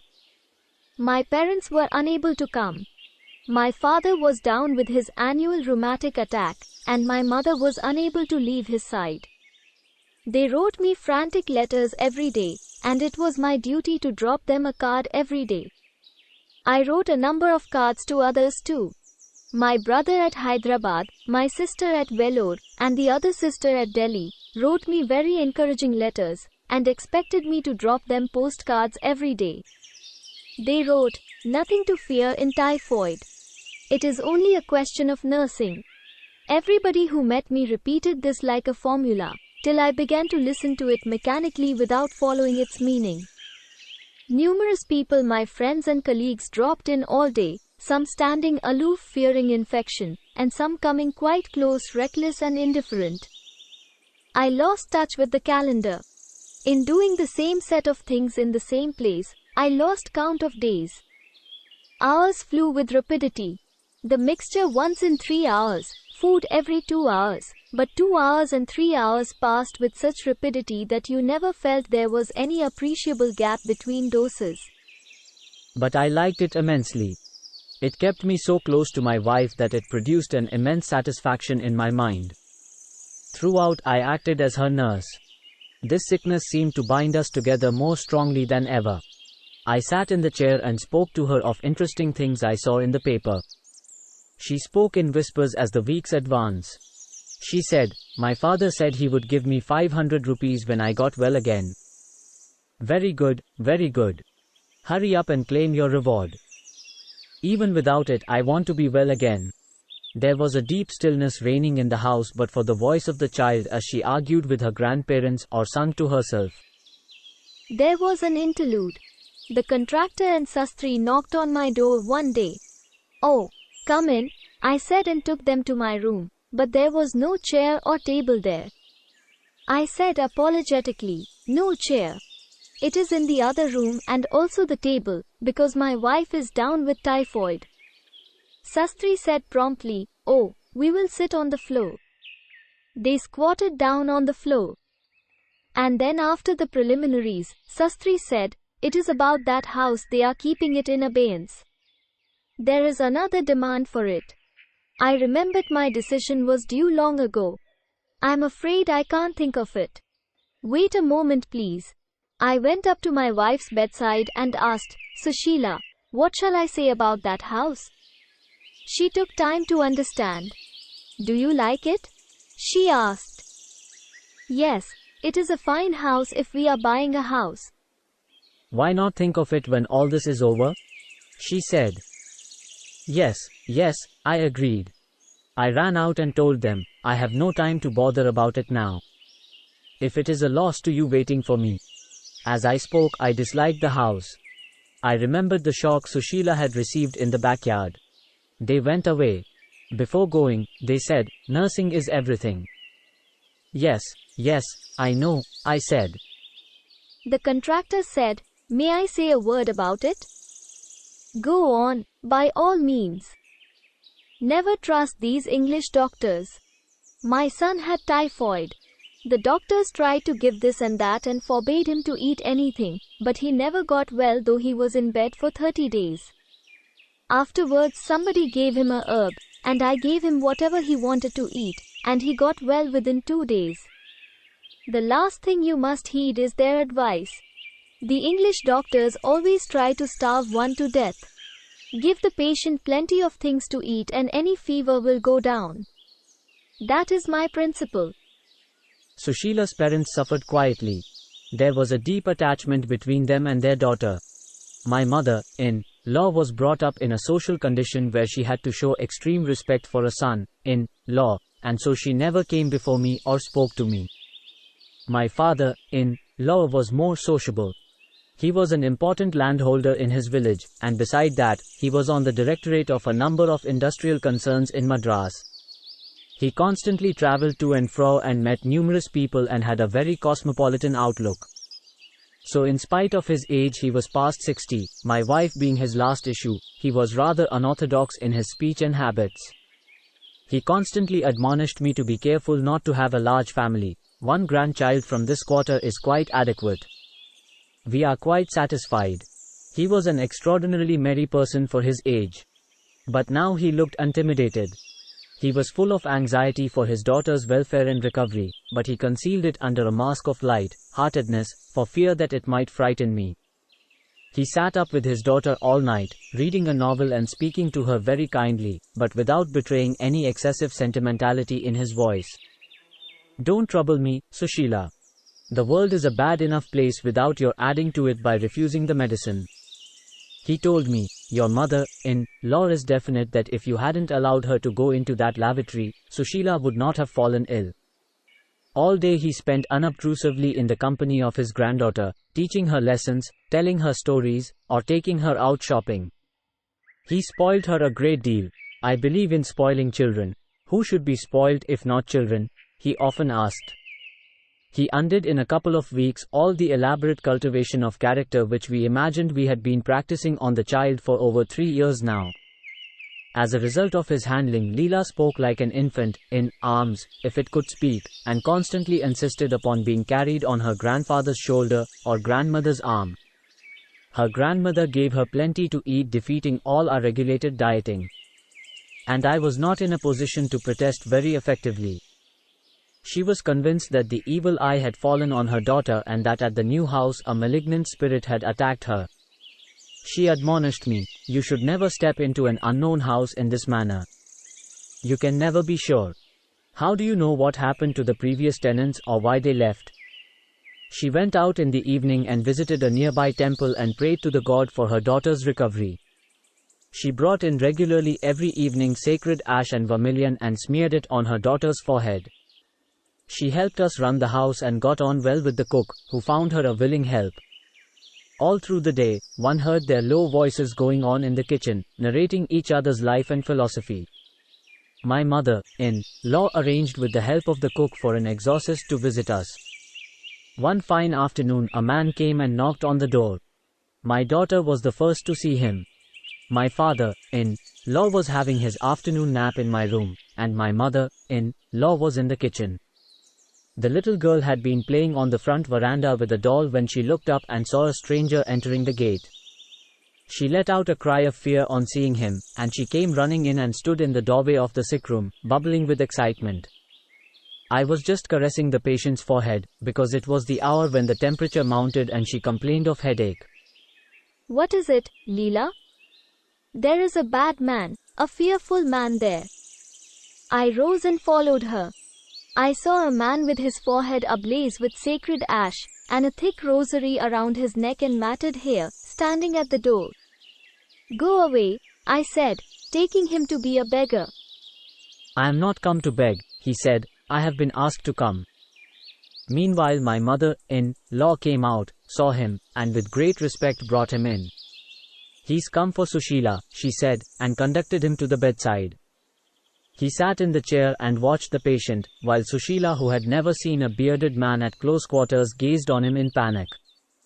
Her mother said, "This Swamiji has come for your sake." I watched it all from the doorway in fury, but I had to be silent because I couldn't argue with my mother-in-law, and I was uncertain how it would be viewed by the Swamiji. He felt her pulse. He uttered some mantras with closed eyes, took a pinch of sacred ash and rubbed it on her forehead, and tied to her arm a talisman string in yellow thread. When he came out of the room, my mother-in-law seated him on a mat in the hall, gave him a tumbler of milk to drink and placed before him a tray containing a coconut, betel leaves, and a rupee. Meanwhile, the doctor's car stopped before the house, and I heard his steps approaching. I felt ashamed and wished I could spirit away this mystic. The doctor came in, and saw him and smiled to himself. The mystic sat without noticing him, though looking at him. My mother-in-law's idea of treatment, I said apologetically. Ah, no, don't belittle these people, said the doctor. There is a lot in him too, we don't know. When we understand it fully, I am sure we doctors will be able to give more complete cures. He said this with a wink at me. My mother-in-law was greatly pleased and said to the doctor, "You must allow us old people to have our way now and then." As I went in with the doctor, the Swamiji got up and took his leave, muttering, "May God help you to see the end of your anxieties." The doctor stood at the bedside. He lifted his arm, saw the talisman, and said, "Now how do you feel after this, lady?" My wife made an effort to smile. She indicated her abdomen and said, "A lot of pain here." The doctor pressed his fingers on it. He went over to the temperature chart and scrutinized it. "You haven't taken the 4 o'clock temperature yet?" he said. No. He inserted the thermometer, took it out, and washed it. How much? My father-in-law asked, standing at the door, having been disturbed out of his nap by the visitors. The usual run, the doctor answered. My father-in-law asked 1 or 2 questions about the patient and moved on. The doctor closely observed the patient and her movements and left the room. I followed him to his car, listening to instructions. At the car he told me, "Have you an ice bag?" "No." "I will send one. Get some ice and apply it constantly, whenever the temperature is above 102. "What is the temperature, doctor?" "Rather high today, but don't get into a fright, 105, but that is common in this fever. Apply ice." He went away. All day I sat pressing down the ice bag on her forehead. The Bombay Ananda Bhavan, where we had our morning tiffin on that Sunday, and perhaps where she had caught her typhoid, had a refrigerator and sold us ice. I purchased a block of 10 pounds at a time, covered with sawdust and wrapped in gunny. My father-in-law obliged me by keeping an eye on the ice position and going out and getting it. I loved the smooth crystal appearance as I opened the gunny, sack covering and wiped away the sawdust particles, the cool gust which emanated from it, and then the hammer blow which split it up into lumps just the size to be put into the ice bag. I always took a pride in the fact that the blow I gave was so well calculated that the pieces were neither too large nor too small but of the correct size and slipped into the mouth of the bag. It was a queer delight for me to see the bag bulging. I liked the feel of it as it acquired the correct weight. I carried it in, sat down, with a towel in hand, and pressed it down to form a cap on her head. When it fitted her head nicely, it gave me a profound satisfaction. I sat pressing it down with one hand, while with the towel I wiped off the trickling drops of water condensing on it. My palm froze by this constant contact with ice and her forehead felt like a marble surface on a winter morning. And as the ice inside melted, it made a peculiar gurgling when the bag was shaken, so that by practice and intuition I learned to gauge how much of the ice inside had melted, without opening the lid. Everything in this sick room seemed to me profoundly ingenious and full of technical points and pleasures and triumphs. This impressed me so much that one day I wrote a poem about it. With my left hand I was applying the ice on her forehead. She slept and spoke a little in her sleep. I watched her for a while. A colored bee had drifted in and was droning near the rafters. I had nothing else to do. I left the ice bag balanced on her head, ran in and returned with my writing pad and a pencil. I placed the pad on my lap and wrote, while she slept and talked in sleep. The great Kailash is one mound of ice, where Shiva and Parvati sport, which catch the gleam of ethereal lights, heavenly rainbows. Here for us God has sent a piece of Kailash down to subdue the mercury column. And here out of its wood dust it comes. Cold mist cloud rises on its crystal face. and it reflects not mountain light, but my face. And here is a great battleground. The great fight goes on either side of this red bag. But so far it is not the fever which cools, but ice that melts. It was a fact. Ice turned into water with great rapidity. I had to hammer out blocks into pieces every 20 minutes. It was not necessary to keep the ice on at night, but in a couple of days it became indispensable even then. The temperature declined only after midnight. She spoke less clearly now, took time to understand what was being said to her, and she constantly agitated her arms up and down. "Why do you do it?" I asked. "Something is running up and down. I won't sleep here unless you make a new bed." With elaborate difficulty, my father-in-law, mother-in-law and everybody assisting, we rolled her to one side and made a new bed for her. It took us nearly an hour. Changing the sheets was a daily adventure, but now we had to make an entirely new bed for her top to bottom. But the labor was worth it, because she remained quiet, but only for an hour. Again she began to toss her arms and legs. "You can't do it, child," I said. "You will put up your fever." She merely glared at me and said, "Don't tell me all that. I know how to look after myself." I sat down and applied the ice. She tried to seize the ice bag and push it away.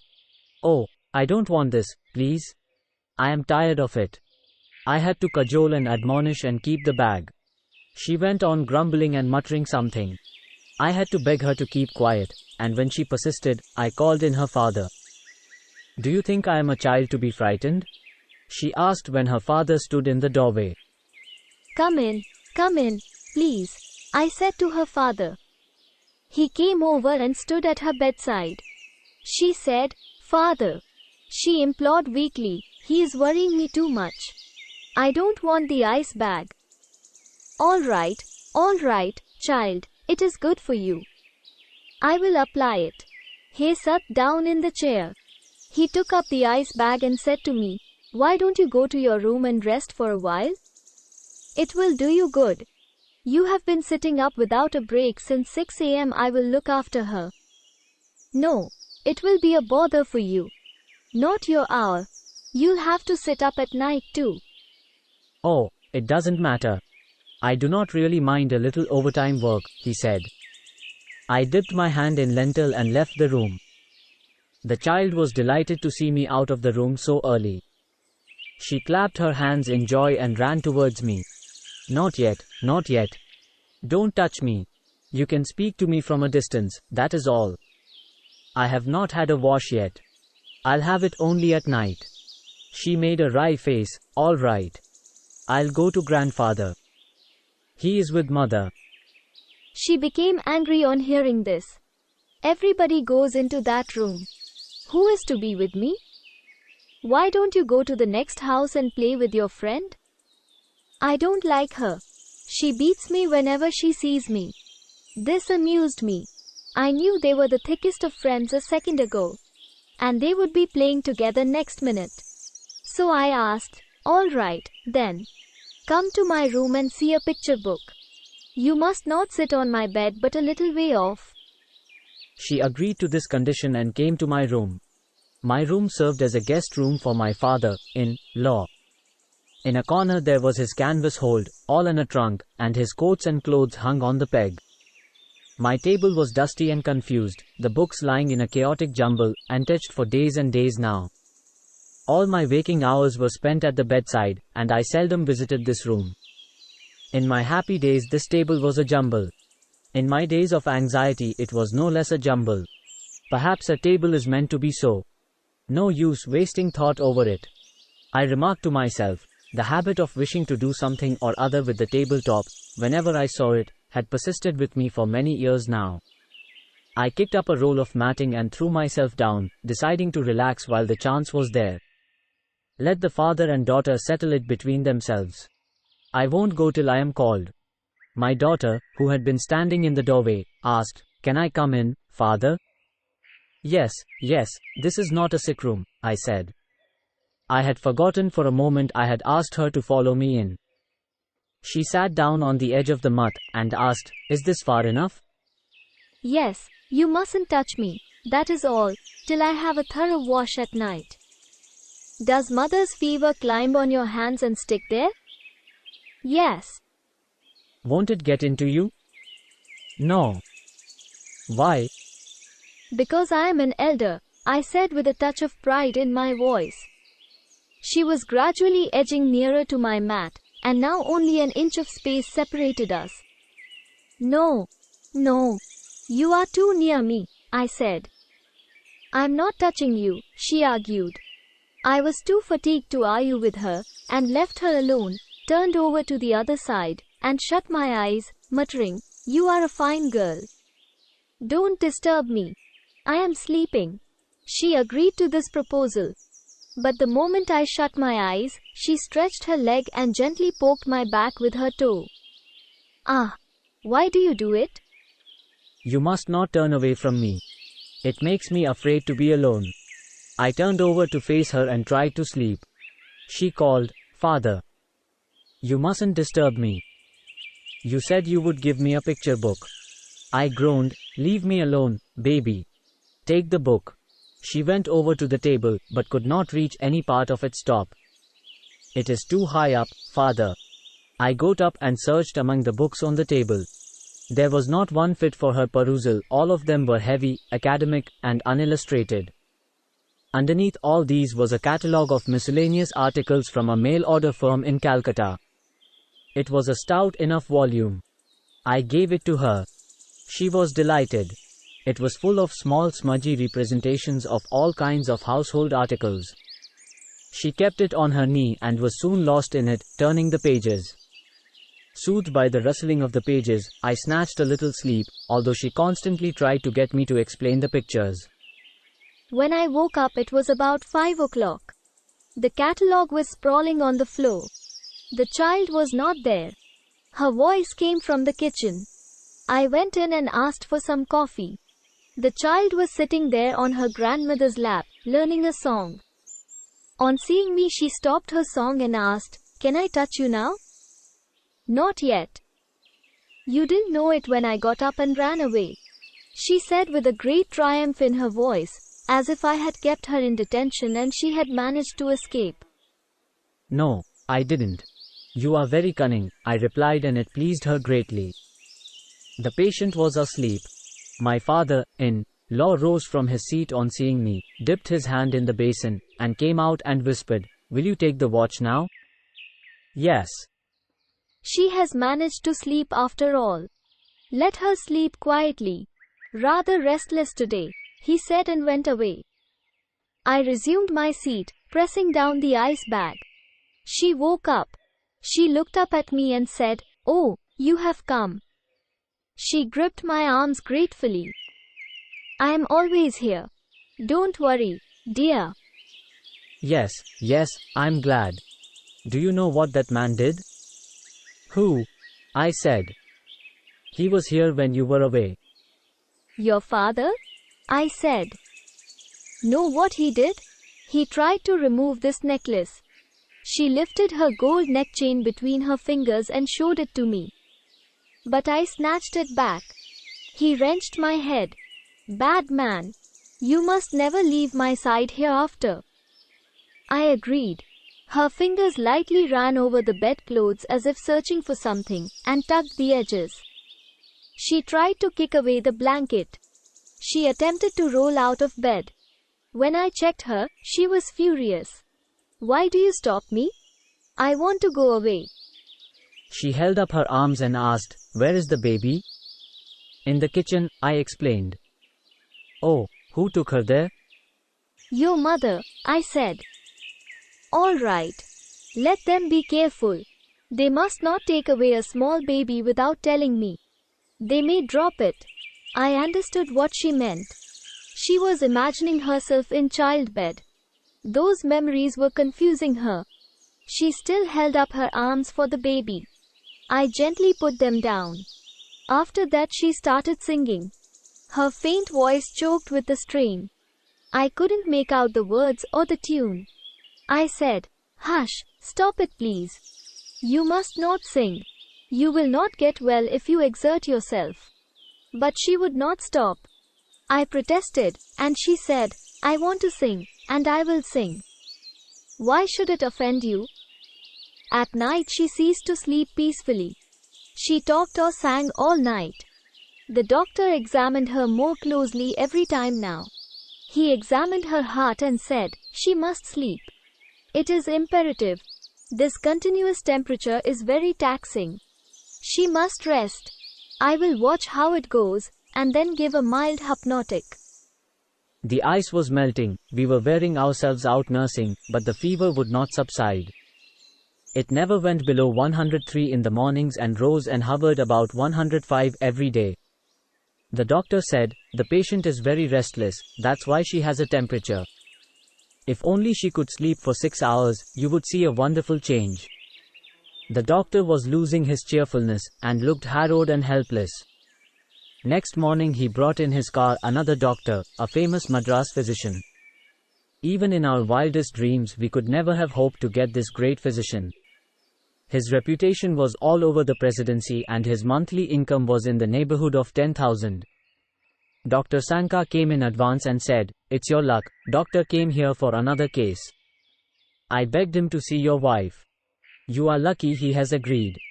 Please ask him in. He is a very good man. I and my father-in-law rushed out and greeted the great physician effusively, opened the door of the car, and led him in. Dr. Sanka looked very nervous in his presence. The great man spent an hour examining the patient. He tapped her abdomen, scratched a key on it and watched, lifted her arm, flashed a torch into her eyes, and examined the temperature chart. We waited in great suspense. He asked numerous questions. Mixture, he said and held his hand out for it without turning. Dr. Sanka jumped up, clutched the medicine bottle, and put it in his hand. The great doctor shook the contents and watched it for a moment. If I were you, I'd stop all this and go so far as to administer glucose and brandy every 2 hours, if possible with 5 minims of solamine. It is the best stimulant I can think of at the moment. How do you find the patient, sir? I asked. Well, the expert drawled. Her vitality is not very good, though there are no complications. What can we do? What can we do? My father-in-law asked in consternation. My mother-in-law stood in the doorway, and behind her the child, looking with wonder on this scene. The doctor did not answer. But my father-in-law writhed. Is there anything wanting in our attention? Should we take her to the hospital? Not at all. Everything is quite well done here, said the physician, and we were greatly pleased with the compliment. Is there anything special we ought to do now? I will speak to your doctor, said the big man, with an air of snubbing us. We poured out our gratitude as he moved to his car, and asked, won't you have a cup of coffee? Thank you. I never drink coffee, he said.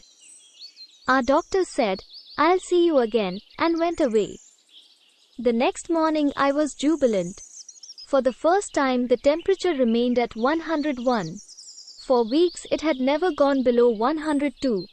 Now it showed 101. What a joy! We were all jubilant. A ray of sun was breaking through the overcast sky. As soon as our doctor's car drove up at our gate, I ran out to announce, Doctor, the temperature has come down. Splendid, he cried. Didn't I tell you it would? And the patient slept grandly, I said.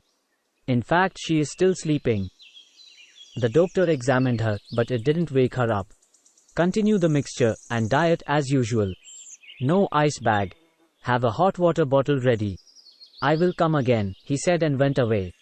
For the first time these weeks my hand did not have to perform the duty of pressing down the ice bag. It lay on a stool untouched. It was a happy sight for me. And also there were still 5 pounds of ice in the sack. Use it for ice cream, if you like, I told my father-in-law. The atmosphere had suddenly relaxed. The patient had gone into a profound sleep. I had nothing to do in the sick room. I sat there till afternoon. I disinfected my hands and requested my father-in-law to keep an eye on the patient. I bathed, changed, and took the child up on my shoulder. She was astonished. Has mother got well? She asked. Can I go in now? Very soon you will be going in. But wait. I will take you out for a walk. She was elated. She put on her small green coat, clung to my hand and came out. I took her down the road. Her friend was standing at the gate. Leela said, "Let her also come with us, father. She is so poor." Is she very poor? Yes. What is meant by poor? I asked. Nobody buys her peppermints, the child exclaimed. Who taught you this? Grandmother, she replied promptly. So her friend joined us. We then paced down the road. They didn't speak much, but constantly looked at each other and giggled. I took them to a shop at the end of the street and allowed them to buy whatever they wanted. They chose a few lozenges and some bright bamboo whistles pasted over with green-colored paper. We returned, both of them blowing through their whistles. All this had taken about an hour, and I had lived in a great peace. Ahead, at our gate, I saw the doctor's car standing. Let us hurry up, I said, walking fast, and the children trotted behind. At our door, the child said, I will go and play in the next house, father, and ran off. I went in. The doctor and my father-in-law were in earnest discussion. The patient was sleeping, breathing noisily. The child, the old man said in a shaking voice the moment he saw me. Where is she? I didn't understand. She has gone to play in the next house, I said. Very well, he replied. Take care of her. You must mind her and keep her. I looked at the patient. She had grown a shade whiter and breathed noisily. There were drops of perspiration on her forehead. I touched it and found it very cold. Doctor, the temperature is coming down. Yes, I knew it would, he said, biting his nails. Nothing seemed to be right anywhere. Doctor, tell me.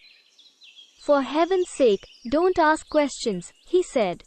He felt the pulse, drew aside the blanket and ran his fingers over her abdomen, which appeared slightly distended. He tapped it gently and said, Run to the car and fetch the other bag, please, which you will find in the back seat. The doctor opened it. Hot water, please. He poured turpentine into the boiling water and applied fomentations to her abdomen. He took out a hypodermic syringe, heated the needle, and pushed it into her arm. At the pressure of the needle, she winced. Perhaps it hurts her, I muttered. The doctor looked at me without an answer. He continued the fermentation. An hour later, he drew up the blanket and packed his bag. I stood and watched in silence. All through this, he wouldn't speak a word to me. I stood like a statue. The only movement the patient showed was the heaving of her bosom. The whole house was silent. The doctor held his bag in one hand, patted my back and pursed his lips. My throat had gone dry and smarted. I croaked through this dryness. Don't you have to remain, doctor? He shook his head. What can we do? We have done our best. He stood looking at the floor for a few moments, heaved a sigh, patted my back once again, and whispered, You may expect change in about 2.5 hours. He turned and walked off. I stood stock still, listening to his shoe creaks going away, the starting of his car. After the car had gone, a stony silence closed in on the house, punctuated by the stentorian breathing, which appeared to me the creaking of the hinges of a prison gate, opening at the command of a soul going into freedom. Here is an extract from my diary. The child has been cajoled to sleep in the next house. The cook has been sent there to keep her company. 2 hours past midnight. We have all exhausted ourselves, so a deep quiet has descended on us. Moreover, a great restraint is being observed by all of us for the sake of the child in the next house, whom we don't wish to scare. Sushila lies there under the window, laid out on the floor. For there is the law that the body, even if it is an emperor's, must rest only on the floor, on Mother Earth. We squat on the bare floor around her, her father, mother, and I. We mutter, talk among ourselves, and wail between convulsions of grief, but our bodies are worn out with fatigue. An unearthly chill makes our teeth chatter as we gaze on the inert form and talk about it. Gradually, unknown to ourselves, we recline against the wall and sink into sleep. The dawn finds us all huddled on the cold floor. The first thing we do is to send for the priest and the bearers. And then the child's voice is heard in the next house. She is persuaded to have her milk there, dress, and go out with a boy in the house, who promises to keep her engaged and out of our way for at least 4 hours. She is surprised at the extraordinary enthusiasm with which people are sending her out today. I catch a glimpse of her as she passes on the road in front of our house, wearing her green velvet coat, bright and sparkling. Neighbors, relations and friends arrive, tears and lamentations, more tears and lamentations, and more of it. The priest roams over the house, asking for one thing or other for performing the rites.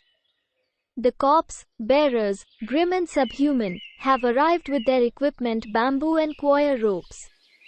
Near the front step they raise a small fire with cinders and faggots. This is the fire which is to follow us to the cremation ground. A bamboo stretcher is ready on the ground in front of the house. Some friends are hanging about with red eyes. I am blind, dumb, and dazed. The parting moment has come. The bearers, after brief and curt preliminaries, walk in, lift her casually without fuss, as if she were an empty sack or a box, lay her on the stretcher, and tie her up with ropes. Her face looks at the sky, bright with the saffron touched on her face, and the vermilion on the forehead, and a string of jasmine somewhere about her head. The downward curve of her lips gives her face a repressed smile. Everyone gathers a handful of rice and puts it between her lips, our last offering. They shoulder the stretcher. I am given a pot containing the fire and we march out, down our street, Elaman Street. Passers-by stand and look for a while. But every face looks blurred to me. The heat of the sun is intense. We cut across the sands, ford the river at Nalapa's Grove, and onto the other bank of the river, and enter the cremation ground by a small door on its southern wall. The sun is beating down mercilessly, but I don't feel it. I feel nothing, and see nothing. All sensations are blurred and vague. They find it necessary to put down the stretcher a couple of times on the roadside. Half a dozen flies are dotting her face. Passers-by stand and look on sadly at the smiling face. A madman living in Elaman Street comes by, looks at her face and breaks down, and follows us on, muttering vile and obscure curses on fate and its ways. Stretcher on the ground. A deep grove of tamarind trees and mangoes, full of shade and quiet, an extremely tranquil place. 2 or 3 smoldering pyres are ranged about, and bamboos and choirs lie scattered, and another funeral group is at the other end of this grove. This is a sort of cloakroom, a place where you leave your body behind, I reflect as we sit down and wait. Somebody appears carrying a large notebook, and writes down name, age, and disease, collects a fee, issues a receipt, and goes away. The half a dozen flies are still having their ride. After weeks, I see her face in daylight, in the open, and note the devastation of the weeks of fever. This shriveling heat has baked her face into a peculiar tinge of pale yellow. The purple cotton sari which I bought her on another day is wound round her and going to burn with her. The priest and the carriers are ceaselessly shouting for someone or other. Basket after basket of dry cow dung fuel is brought and dumped. Lively discussion over prices and quality goes on. The trappings of trade do not leave us even here. Some hairy man sits under a tree and asks for alms. I am unable to do anything, but quietly watch in numbness. I am an imbecile, incapable of doing anything or answering any questions. I am incapable of doing anything except what our priest orders me to do. Presently I go over, plunge in the river, return, and perform a great many rites and mutter a lot of things which the priest asks me to repeat. They build up a pyre, place her on it, cover her up with layers of fuel, leaving only the face and a part of her chest out, 4 layers deep down.